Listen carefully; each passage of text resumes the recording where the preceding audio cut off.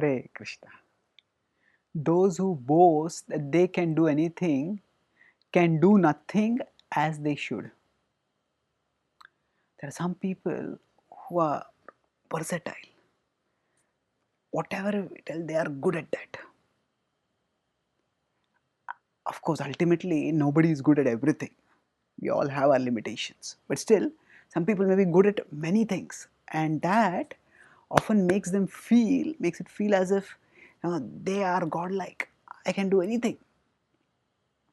And such people who think that they can do anything and they boast, I can do anything. Actually, they can do nothing as they should. What does that mean? Nothing as they should. That means that when we are doing something, ultimately everything has a purpose. The purpose of any action in this world is satisfaction. And satisfaction is possible at various levels. There is sensual satisfaction when we get something pleasant for our senses, there is mental satisfaction, there is intellectual satisfaction, there is egoistic satisfaction. But all of these are temporary. The only lasting satisfaction is spiritual satisfaction. And spiritual satisfaction comes when we connect with God in whatever we are doing.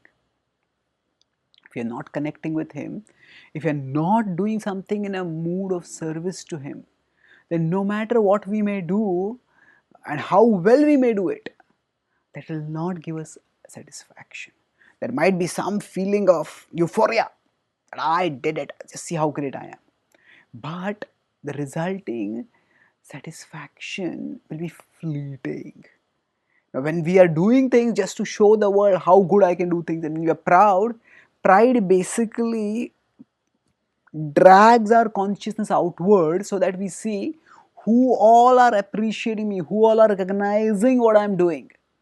And if people are not recognizing me, then the pride within me causes me to be dissatisfied.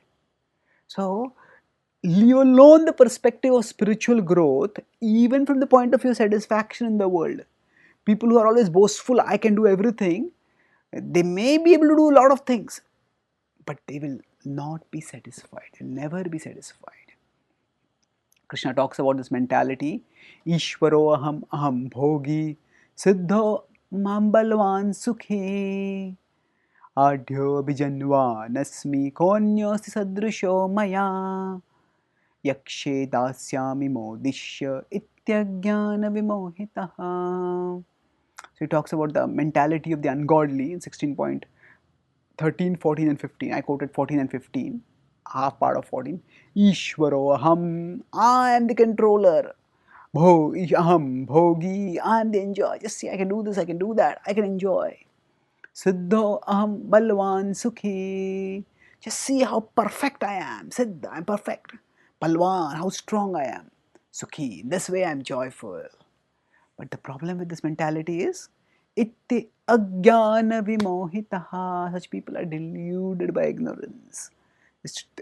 The previous set of verses before this, in 16.11, Krishna said that such people are afflicted by anxiety. Chintam aparimeyam cha pralayantam upashritaha kamopabhoga parama etavaditi nishchitaha. Krishna says, Chintam aparimeyam cha. There is immeasurable anxiety for such people. So they are not happy. They are always driven by anxiety, always by insecurity.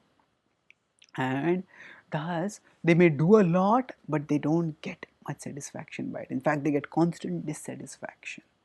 So, rather than thinking I can do everything, what we can focus on is understanding that I am so tiny, this world is so big. Even if I am able to do some things, I am able to do them because of the grace of God. That it is God who has given me some abilities, and that's why I'm able to do those things. So the purpose of my life is to actually connect with God, to use the gifts of God to spread the glory of God, to use them for glorifying Him. When we do our activities in this mood of devotion, then we can move forward steadily. We can joyfully move towards Krishna. Whatever we achieve in this world, we'll be able to achieve much better because we will be able to contribute with a higher motivation in our life, the motivation of service, the motivation of glorifying God, motivation of contributing to this world, the motivation of doing justice for our abilities. But we won't be dependent on the world for our sense of self-worth and self-security. Our connection with Krishna will give us that self-worth and self-security, and thus we'll be able to peacefully and productively work in this world. So by recognizing that whatever we are able to do, we are able to do by Krishna's grace, we can do things as we should. Thank you.